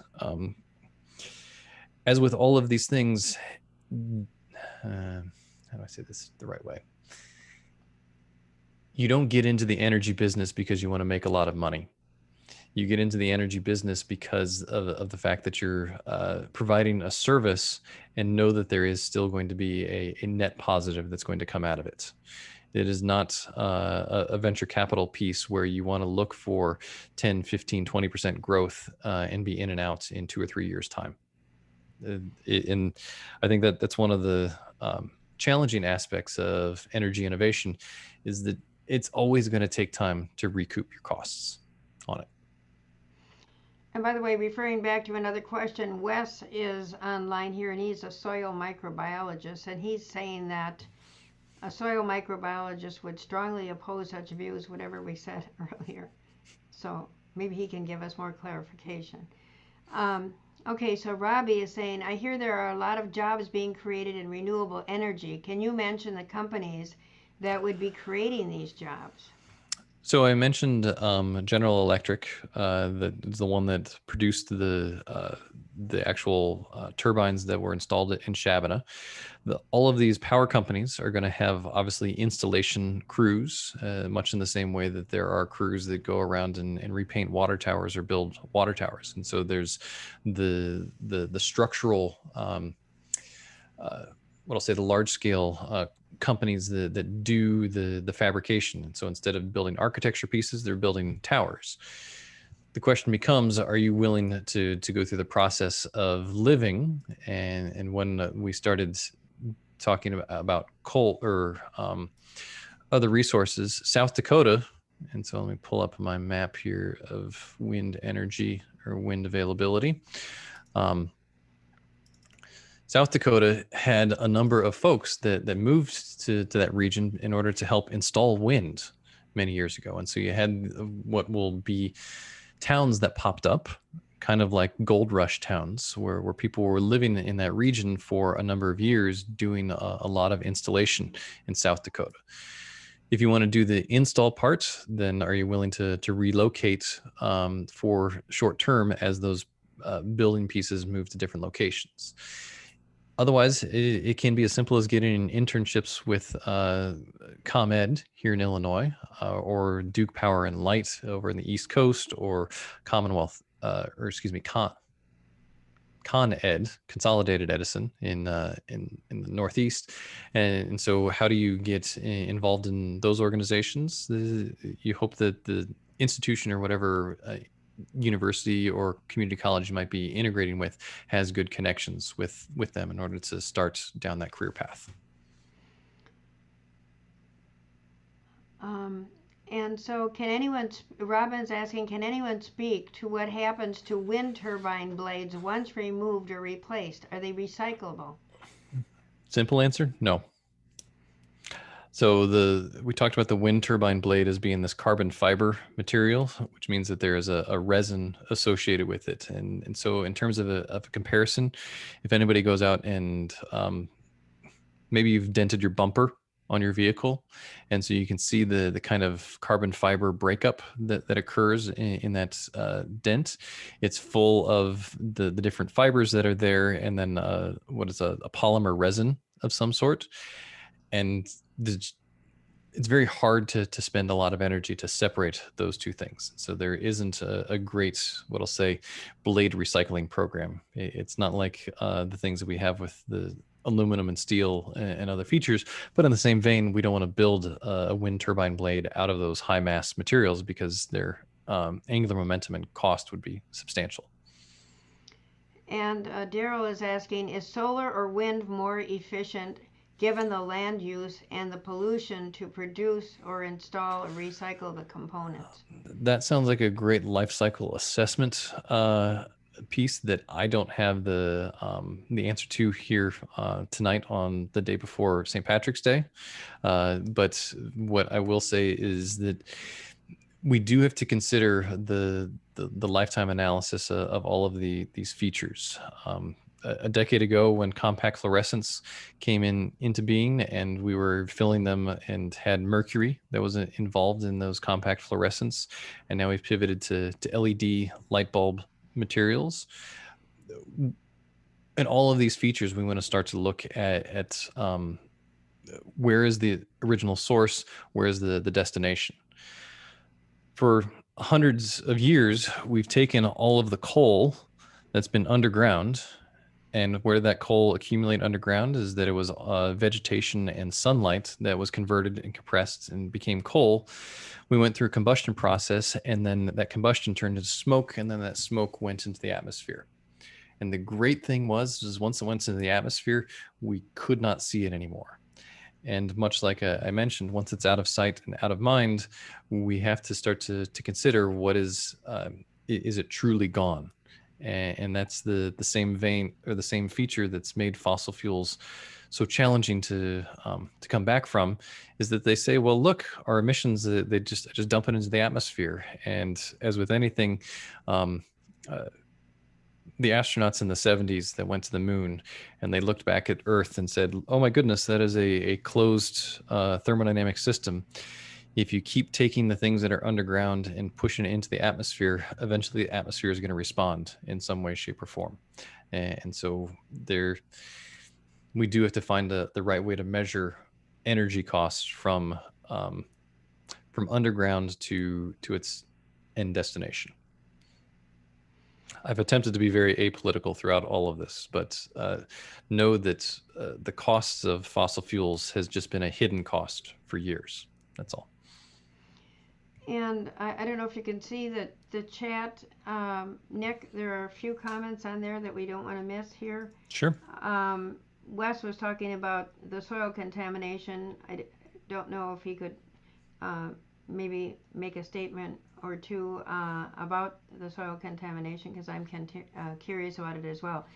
He said, or I think he said, all construction, of course, has impacts, but the impacts of tower installation are far less harmful than the impacts of farming, especially fertilizing. So he is referring to the soil contamination, and so just sharing that out. And Harlan is saying carbon fee and dividend changes everything. Yep. And so I'll find it interesting is that the Conservative Party has typically been opposed to carbon taxes in the past, and I found it interesting just in the past month they're actually amenable and interested in it, not as a regulatory tool, but indicating that there is there's an impact to carbon playing a role, and instead of tipping the scales necessarily to push towards subsidies of renewable energies, should we have the should we do the opposite side and penalize those that have been dumping into the atmosphere? Can you read the next one? I'm not quite sure what they're Yes. So in the same way that there are different chapters of Engineers Without Borders or different Greek organizations, I've not heard of a Students for Carbon Dividends. There's certainly not a chapter at NIU that I've heard about, but if there was an interest, we do have this Institute for the Study of the Environment, Sustainability, and Energy, and we do have a very active group of students that are working on things like the community university gardens and other green initiatives. This sounds like a great venue for them to consider. I'll have to bring it up. And Scott is sharing a link for the audience, so you might want to go onto the chat to get that. Do you know what that is exactly, Nick? So it appears to be a company that's doing recycling programs for these different features, and so this, I'll say, is news to me in terms of if these companies are able to separate the fiberglass on these features. Scott's conveniently a former student of mine that I know works with an automobile manufacturer who may know plenty more about resins and fibers and the ability to recycle and reuse them, which could be why he's well aware of the turbine recycling. Thanks, Scott. And then the final comment from Harlan. George, do you want to read that? George Schultz. Yep. Mm-hmm. So yeah, the question becomes, ideally the government has no taxes because the government maintains no money. They're paying things in and out in an ideal sense. I always think of taxes as just what is something that moves through the government in some way, shape, or form. And we can all kind of have very different definitions of taxation. That's for sure. Thanks everybody for all these questions. This has been hopefully a beneficial discussion. It's been a wonderful discussion, and thank you both to Derek and Nick for our presentation today. I just have a few comments before the end. Our next STEM Cafe will be April 14th, Trash Talk, Rethinking Recycling, which was originally scheduled for last April. Our speaker is Dr. Courtney Gallagher, who will be joined by Megan Maves from Waste Management. If you're interested in sponsoring an NIU STEM Cafe, the link to donate is go.niu.edu/give NIU STEAM, or if you go onto the NIU STEAM website in the upper right hand corner, there's a donate button. It's really important to our program to get donations of some kind because I haven't been charging for my program. And you will find today's recorded event in a couple of weeks because we need to do closed captioning. And you will receive today, after we close out everything, a thank you for attending today. You have been a wonderful audience, and just as all of us have to answer to somebody, we really want to show that our program, our STEM cafes, are a benefit to the audience. And if you could take a few minutes to fill that a short survey out, we would really appreciate it, so that when I am seeking funding for this program, I can share that you know, there are either some suggestions for how we can do things much better, which I'm sure there are, or just some comments about whether we are meeting your needs. We would really love to have your comments. And I want to thank Dr. Aline Click, our NIU Director of Web Media, and her e-learning staff, Dr. Roz Adul Sarani and Rebecca Griffith, for assisting us with our Zoom platform in the background this evening. And again, thank you, Dr. Pullman and Derek Highland, and thank you to our audience for joining us this evening. Let us know what topics you would like us to discuss in the future. And again, join us April 14th for Trash Talk, and have a good evening. Thanks, Derek. Appreciate you joining us. Thanks, Judy. Thank you. Any final comments, Nick? Green is good. It's just, the challenge always is when you start seeing, it's the same thing that you worry about with food. If I saw where the food comes from and what chemicals it started with, or meat is derived, it starts to make you concerned. And seeing a wind turbine just means that we're seeing what that energy conversion that's taking place, and what adjustments are we going to make when we see the inputs. That's all. So have a good evening. I see there's a comment about Rockford's NAACP has a committee on environment and climate justice. We'll have to look into it, that's for sure. You might want to look into it. Thanks, Harlan. So, thank you, and have a good evening. Thanks, everybody. Bye. Bye-bye.